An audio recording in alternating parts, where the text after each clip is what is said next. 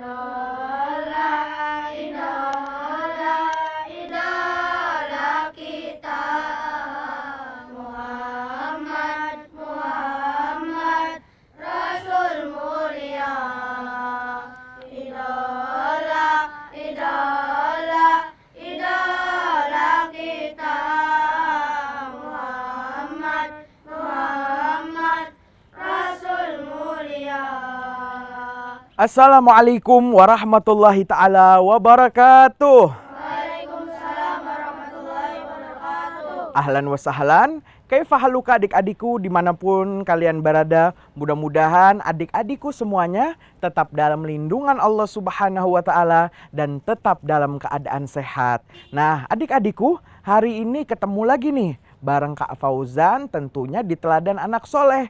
Fa insyaallah pada kesempatan kali ini Kak Fauzan akan menceritakan dan melanjutkan kisah perjalanan Rasulullah SAW periode kota Madinah part yang ketiga. Di mana sebelumnya telah dikisahkan bagaimana di tahun kedua baginda Nabi Muhammad SAW mengalami atau melewati perang yang sangat dahsyat, yaitu perang Badar.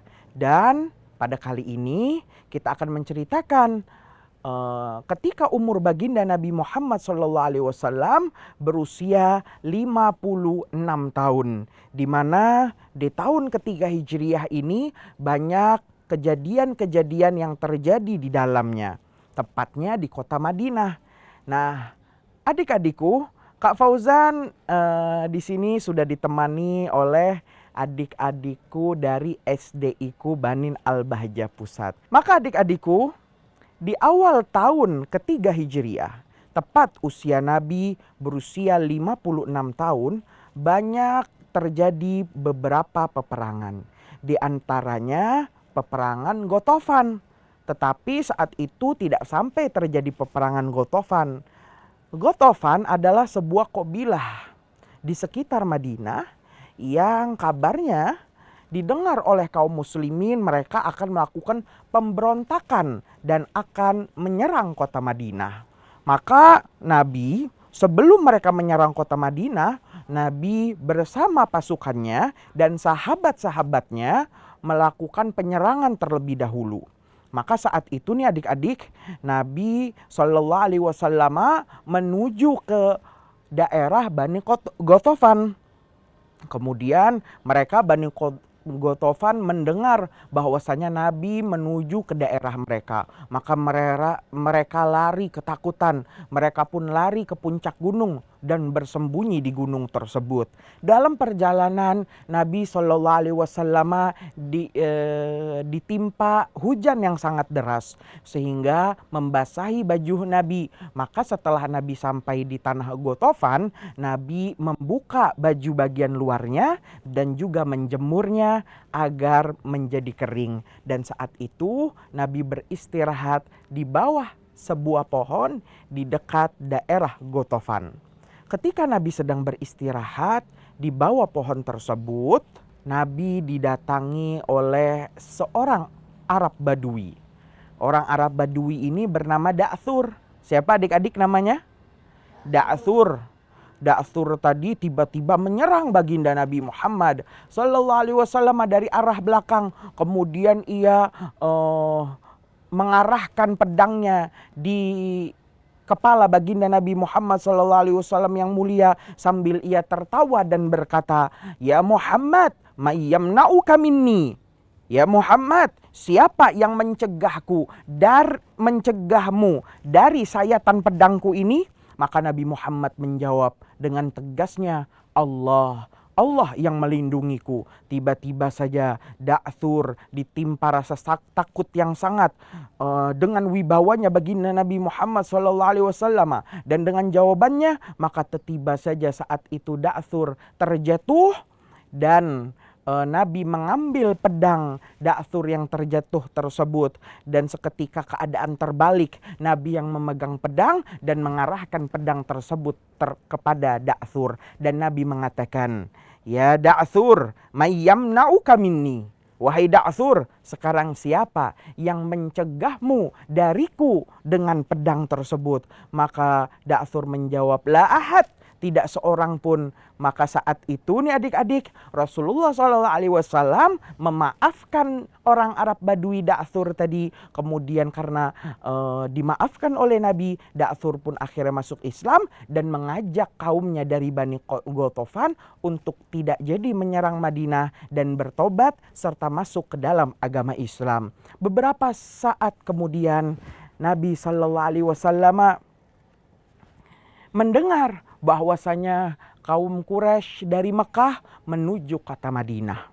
Mereka nih adik-adik ingin menyerang kota Madinah dan membunuh sahabat-sahabat baginda Nabi. Karena mereka dendam atas kekalahan yang terjadi di Perang Badar pada tahun sebelumnya.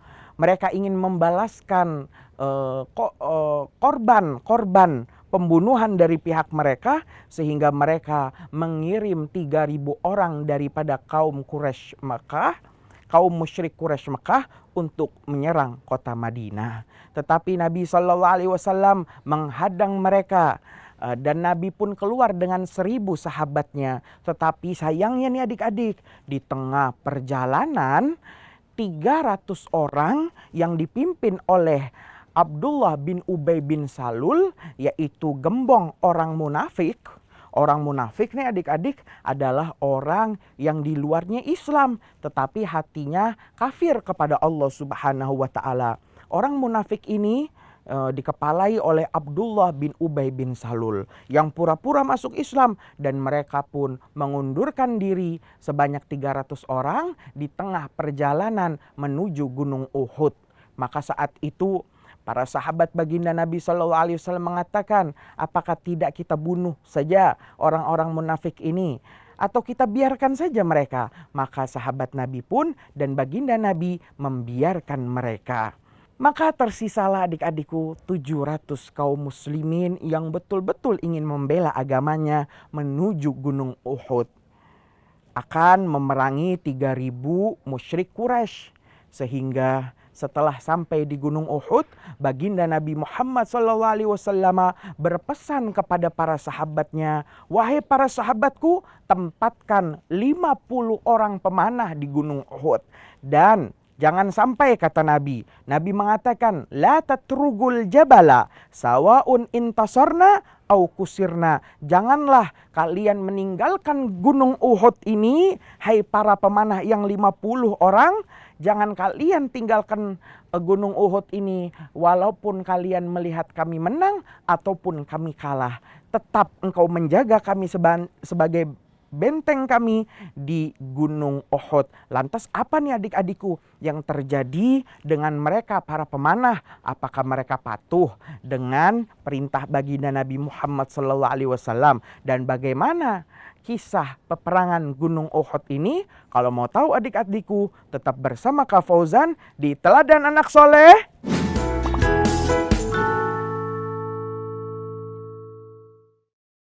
Pernah terbayang berdiri di bawah langit Mekah, menatap Ka'bah dengan air mata haru? Itulah panggilan suci, dan inilah saatnya menjawab.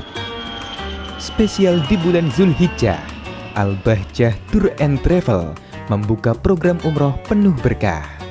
Daftarkan diri Anda sekarang dan dapatkan hadiah istimewa buku haji dan umroh karya Buya Yahya, sebuah panduan dari ilmu untuk menyempurnakan niat dan menemani setiap langkah menuju Tanah Suci. Segera hubungi 0852 6111 2022. Ke Baitullah bersama Al-Bahjah, bernilai sedekah dan dakwah.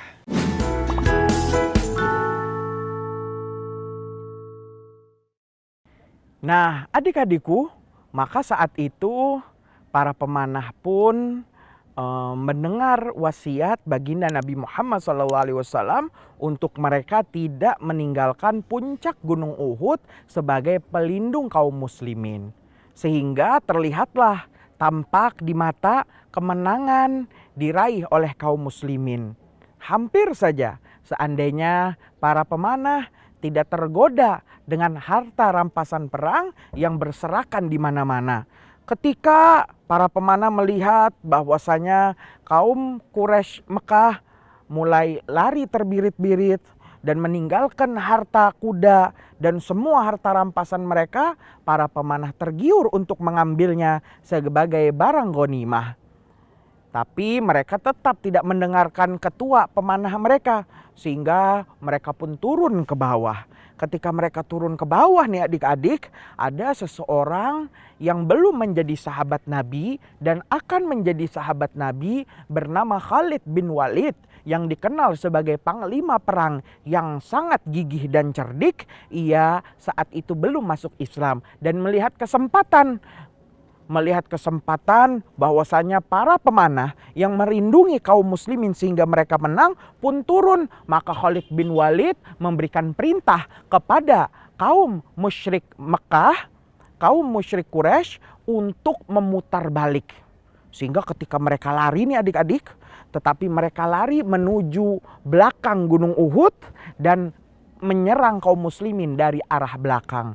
Sehingga itulah yang menjadi sebab kalahnya orang-orang Islam dan jatuhnya orang-orang Islam. Sehingga saat itu nih adik-adik, tiba-tiba saja terdengar satu ucapan yang disebar oleh musyrik Quraisy Mekah bahwasanya Nabi Muhammad SAW, Nabi kalian telah mati. Muhammad telah mati. Maka mendengar ini para sahabat Nabi mulai lesu, mulai tidak semangat lagi untuk melanjutkan peperangan ini. Mereka hampir ada yang mengatakan, untuk apa lagi kita berperang, karena pemimpin kami, Nabi kami telah terbunuh. Maka saat itu nih adik-adik, mereka para pemanah yang turun dari Gunung Uhud tidak mendengar wasiat baginda Nabi dan pesan Nabi. Mereka malu untuk kembali ke kota Mekah dan masuk ke dalam gerbangnya. Sehingga mereka menunggu rombongan kaum muslimin pulang dari Gunung Uhud dan masuk ke kota Madinah. Maka orang-orang Madinah mendengar, tepatnya orang Yahudi dan orang munafik Madinah yang dipimpin oleh Abdullah bin Ubay bin Salul, mereka mendengar kekalahan kaum muslimin di Gunung Uhud. Mereka semua sama mengatakan, laukana indana ma matu wa ma kutilu. Seandainya mereka Muhammad, mereka kaum muslimin tetap bersama kami, tidak menyerang balik kaum Quraisy Mekah, seandainya mereka bersama kami Yahudi dan munafik Madinah, pasti mereka masih hidup dan mereka tidak akan mati serta tidak akan diperangi. Nah, dapat pelajaran nih adik-adik dari kisah ini, bahwasanya setiap amal ibadah haruslah ikhlas karena Allah Subhanahu wa taala dan bertujuan akhirat. Jangan sampai kita bertujuan dunia, sebagaimana apa yang dilakukan oleh pemanah-pemanah Gunung Uhud yang mereka merupakan wasiat Nabi demi mengambil harta rampasan perang dunia yang mereka tuju.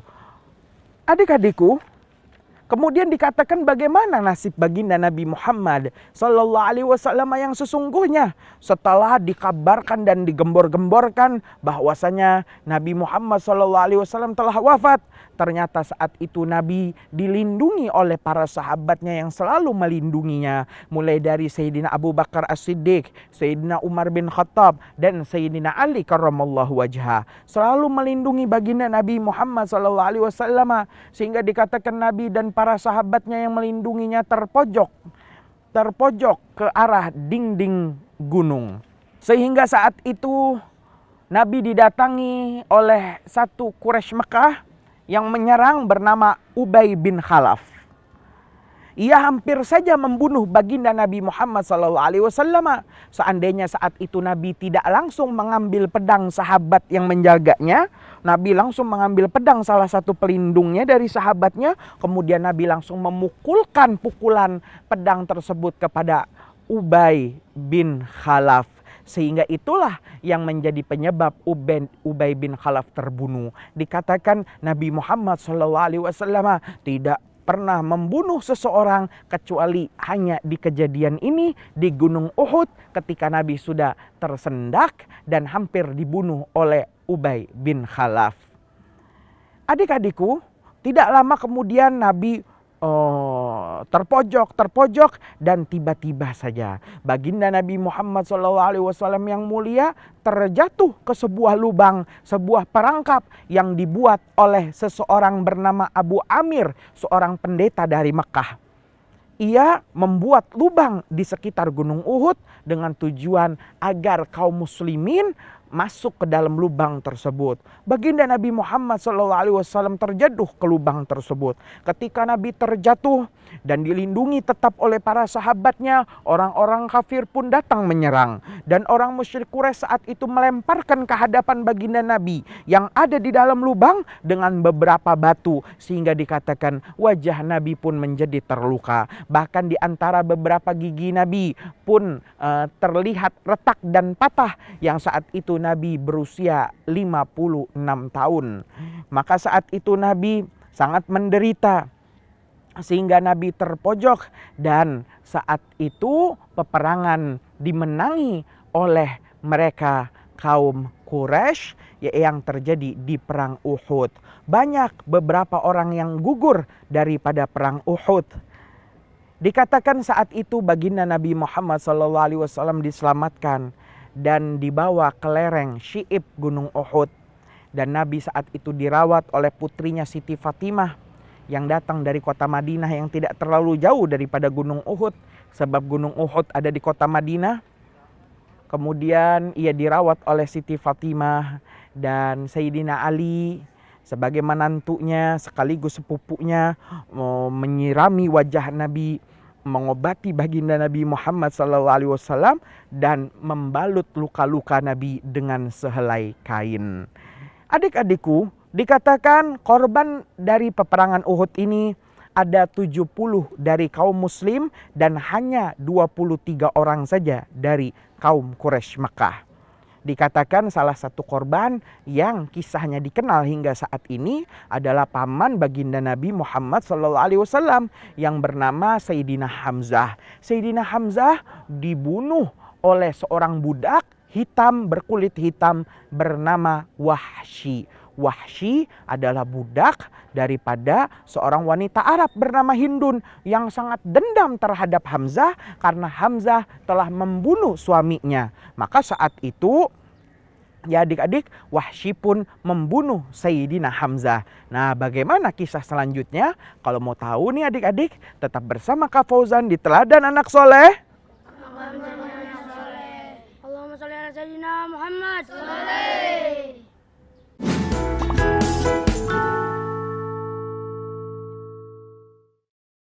Pernah terbayang berdiri di bawah langit Mekah, menatap Ka'bah dengan air mata haru? Itulah panggilan suci, dan inilah saatnya menjawab.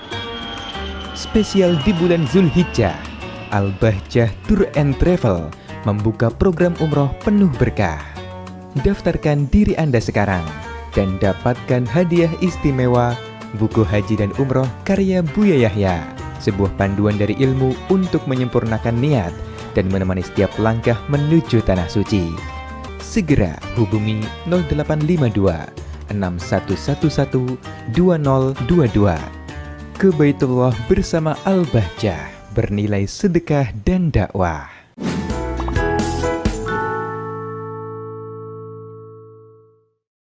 Nah, adik-adikku, maka di dalam peperangan Uhud itu tiba saja Wahsy, budak berkulit hitam, suruhan seorang wanita Mekah bernama Hindun yang membalaskan dendamnya atas kematian suaminya di perang Badar. Maka Wahsy saat itu menombak dari kejauhan dada Sayyidina Hamzah, paman baginda Nabi Muhammad sallallahu alaihi wasallam. Dan Sayyidina Hamzah pun wafat saat itu dan gugur sebagai seorang syahid perang Uhud.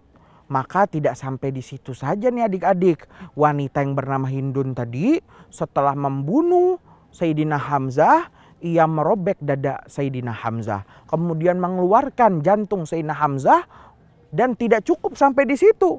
Ia mengunyah dan hampir saja menelan daripada jantung tersebut, kemudian dilepehkannya lagi karena saking dendamnya terhadap apa yang dilakukan oleh Sayyidina Hamzah. Maka Nabi Muhammad SAW sedih atas gugurnya 70 korban ini dan juga gugurnya wafatnya, gugurnya dan wafat pamannya. Maka saat itu Nabi memerintahkan kepada para sahabatnya untuk menguburkan jasad para syahid Gunung Uhud dengan pakaian yang dimana ia gugur di dalamnya. Nah, adik-adikku, kemudian dikatakan juga pada tahun ketiga Hijriyah ini, yaitu tepatnya ketika Nabi berusia 56 tahun, Nabi menikahkan Sayyidina Utsman bin Affan dengan putri beliau yang bernama Ummu Kulthum. Setelah saat itu putri Rasulullah yang bernama Ruqayyah wafat dan dikatakan sakit saat terjadi perang Badar. Maka inilah penyebab mengapa Sayyidina Utsman bin Affan tidak hadir di perang Badar, karena sedang merawat putri Nabi yang bernama Ruqayyah. Maka 1 tahun kemudian Ruqayyah pun wafat, dan di tahun ini, tahun ketiga, Nabi menghibur Sayyidina Utsman dengan menikahkan kembali dengan putrinya yang bernama Ummu Kulthum, sehingga dikatakan dan dijuluki Sayyidina Utsman bin Affan sebagai Dzunnurain, pemilik 2 cahaya, karena menikahi 2 putri baginda Nabi Muhammad sallallahu alaihi wasallam yang bernama Ruqayyah dan juga Ummu Kulthum. Di tahun ketiga Hijriyah ini Nabi juga menikahi istri beliau yang berikutnya yang bernama Hafsah binti Umar bin Khattab. Juga istri Nabi menikahi seorang wanita bernama Zainab binti Khuzaimah. Dan di tahun ini juga Nabi disambut oleh cucu beliau yang bernama Hasan bin Ali, yang mana Nabi dikaruniai cucu beliau yang pertama bernama Hasan bin Ali. Kemudian adik-adikku, di tahun ketiga ini khamr juga diharamkan dengan larangan yang terakhir. Di mana nih adik-adik, khamr dilarang karena khamr membahayakan akal dalam jangka pendek, di mana ketika seseorang meminum khamr maka akalnya tidak dapat dikendalikan dan ia bisa melakukan apapun yang dia inginkan, baik itu perbuatan baik atau perbuatan yang buruk atau dosa. Kemudian adik-adik, sampai sini dulu Kak Fauzan ingin bertanya. Adik-adikku ada yang ingin bertanya? Oke, baik, yang di belakang. Kak Fauzan, apa sih itu khamr dan kenapa diharamkan? Nah, emang apa sih Kak Fauzan khamr itu? Khamr itu adalah sejenis minuman keras, yang mana khamr itu nih adik-adik dapat menghilangkan akal seseorang. Khamr diharamkan secara betul-betul dilarang adalah di tahun ketika Hijriyah. Dan khamr itu nih adik-adik dilarangnya tidak langsung dilarang, tetapi dilarang sedikit demi sedikit. Di mana pelarangan pertama, turunlah sebuah ayat dari Allah Subhanahu wa taala yang mengatakan yas'alunaka anil khamri wal maisir. Mereka orang-orang Arab, mereka pada bertanya kepadamu Muhammad anil khamri wal maisir, tentang hukumnya khamr, meminum minuman keras dan juga perjudian. Qul, maka katakanlah Muhammad, fihima, di dalam keduanya itsmun kabir, terdapat dosa yang sangat besar, wa manafi'ul linnas, tetapi juga ada manfaatnya.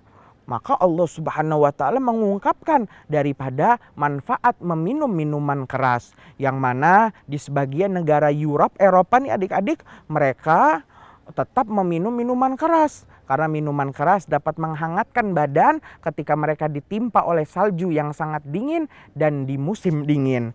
Ya, ada manfaatnya khamr, tetapi dosanya lebih besar. Wa itsmuhuma akbaru min naf'ihima, dan dosa keduanya lebih besar daripada manfaat keduanya. Kemudian tetapi para sahabat Nabi setelah pelarangan yang pertama ini masih ada sebagian sahabat Nabi yang tetap meminum khamr. Hingga terjadilah apa yang terjadi. Ketika ada sahabat Nabi menjadi imam sholat, tiba-tiba saja bacaan surat Al-Fatihahnya salah-salah. Karena masih ada sisa-sisa mabuk semalam.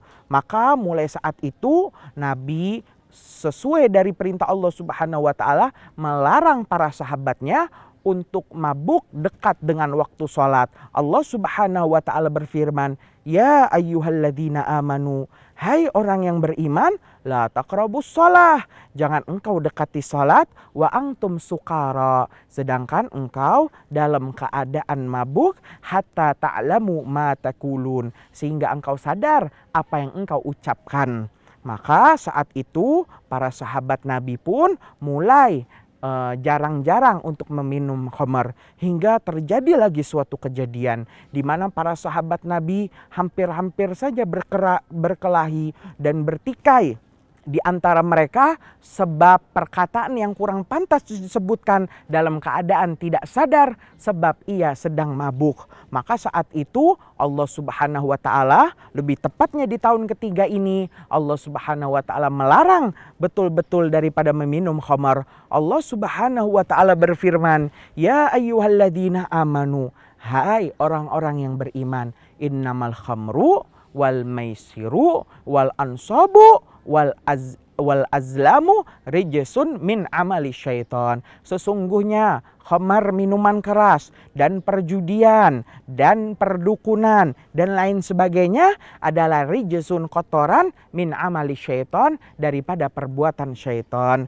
Fajtanibuh, maka tinggalkanlah ia, la'allakum tuflihun, supaya kalian semua beruntung. Maka adik-adik, khamar larang diminum. Bahkan dikatakan, barang siapa, kata Nabi, yang pernah mencicipi satu tetes saja minuman keras di dunia, maka dia tidak akan mencicipi lezatnya sungai khamar di dalam sorga. Nah, adik-adikku, tak terasa nih, sudah 1 kali 30 menit Kak Fauzan menemani adik-adikku semuanya. Fa insyaallah kita akan ketemu lagi pada jam dan acara yang sama, tentunya masih dengan Kak Fauzan di Teladan Anak Soleh.